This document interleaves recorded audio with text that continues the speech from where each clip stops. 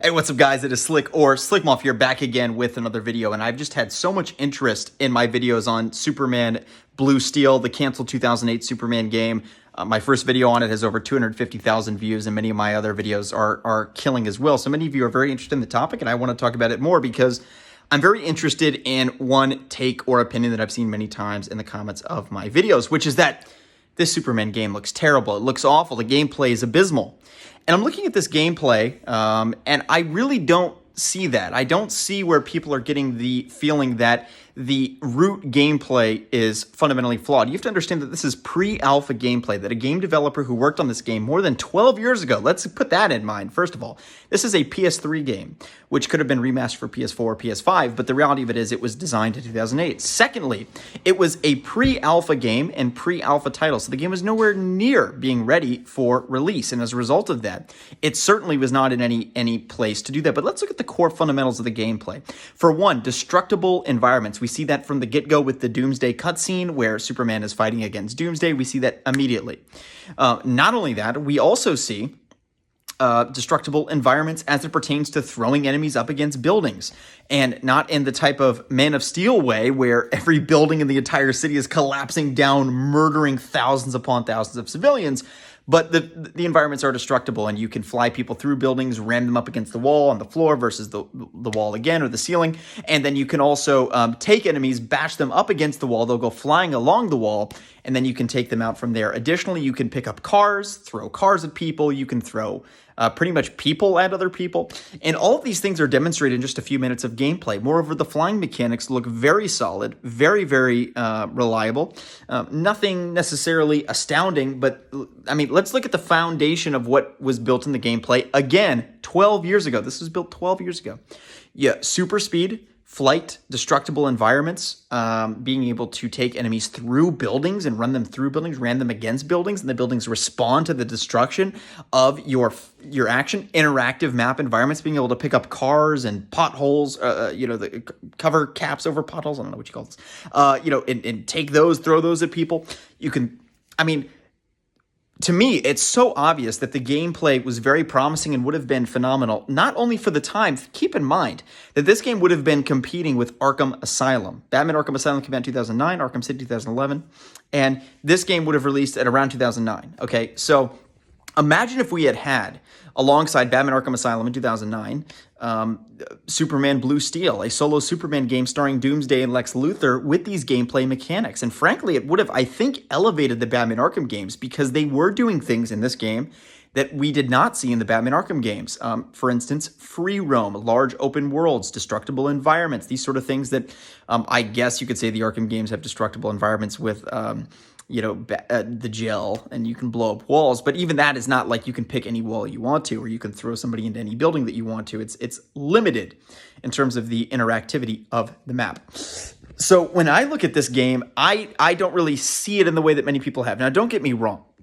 In my videos and in the comments of my videos, the comments have been overwhelmingly positive. People saying, oh, the game looks great. I wish we could have played this game. So by no means am I saying this is a common retort or answer.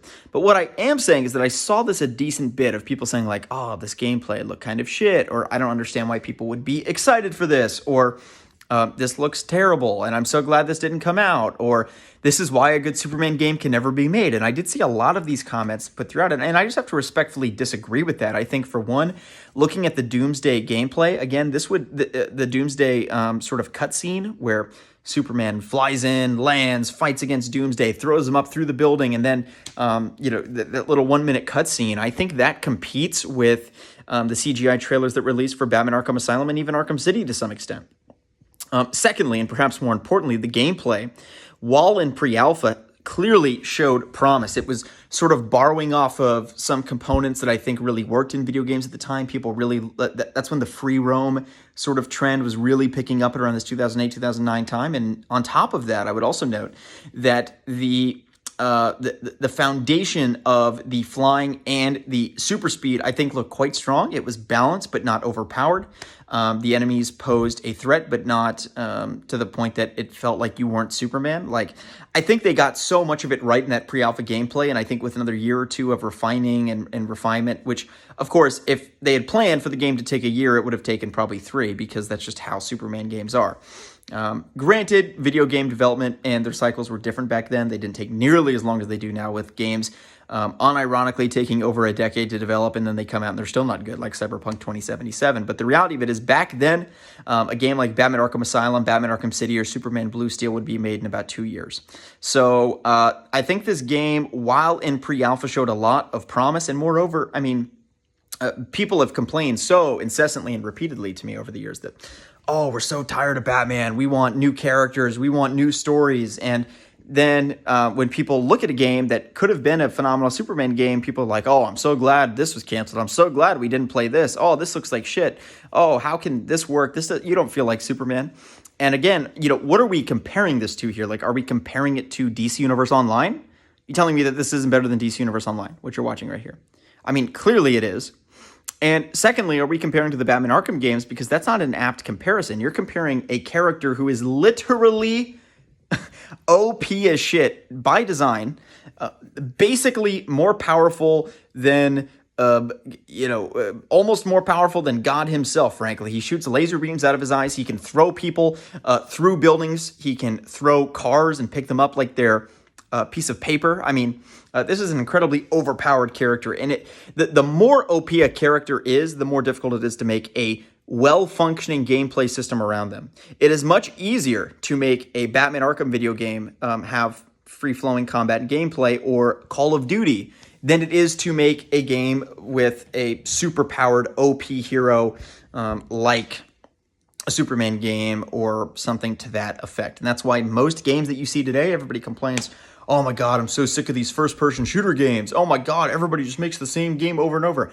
Well, that's because making a coherent gameplay loop and system for a guy with a gun playing, a shooter game is way, way, way easier than making Superman. And it's for the exact reason that everybody has complained. Now, am I going to say that this gameplay compares to what we saw a couple of years ago from the indie team that did this gameplay?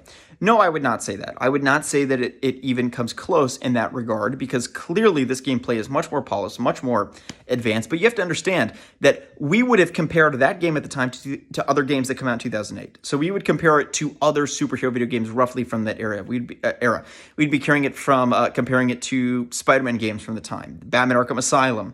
And in comparison, I think it would have played great, frankly. I think we would have loved it. I think that it would have been in a similar situation into the Batman Arkham franchise, wherein we would have played the first one. It would have been a strong foundation, much as many of us feel about Batman Arkham Asylum. It was a great start, a very good foundation, a very solid game, fun, 9 out of 10, but room for improvement.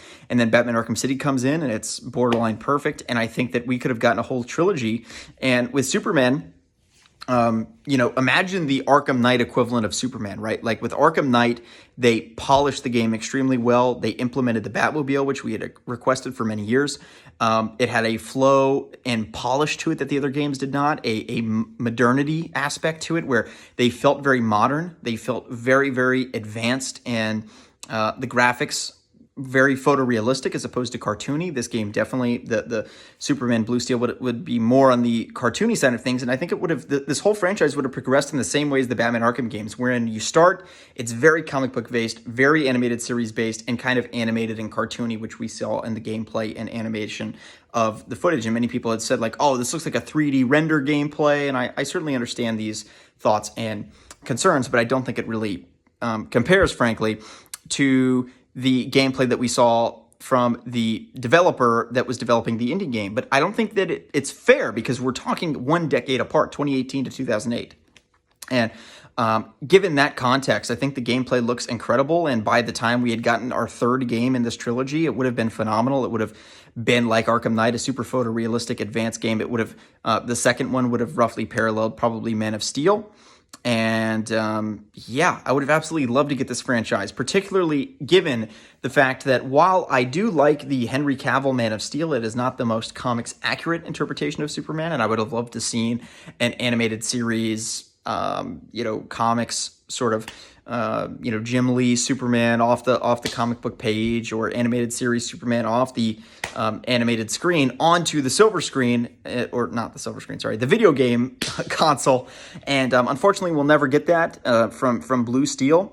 And perhaps for the better, given the fact that now technology has progressed so much that we would look back upon it and laugh at it. But you could say the same thing of a game being developed today, that in 10 years from now, we'll laugh at it. And fundamentally, I think we would have loved the game. It would have been a lot of fun. And I regret that we never got to see it, frankly. And those are my honest thoughts on this. And I do not understand the notion that many people have left in the comments that the gameplay doesn't look good. I wholeheartedly disagree. And I can honestly say I would have loved to play this game. But please let me know your thoughts on this video in the comment section below. Are you in alignment with me that you would have loved to play Superman Blue Steel? And if not, please let me know in the comment section below. I'm very open to having my mind changed. Thank you guys for tuning in. If you enjoyed, give it a thumbs up, subscribe to the channel, and ring the notification bell.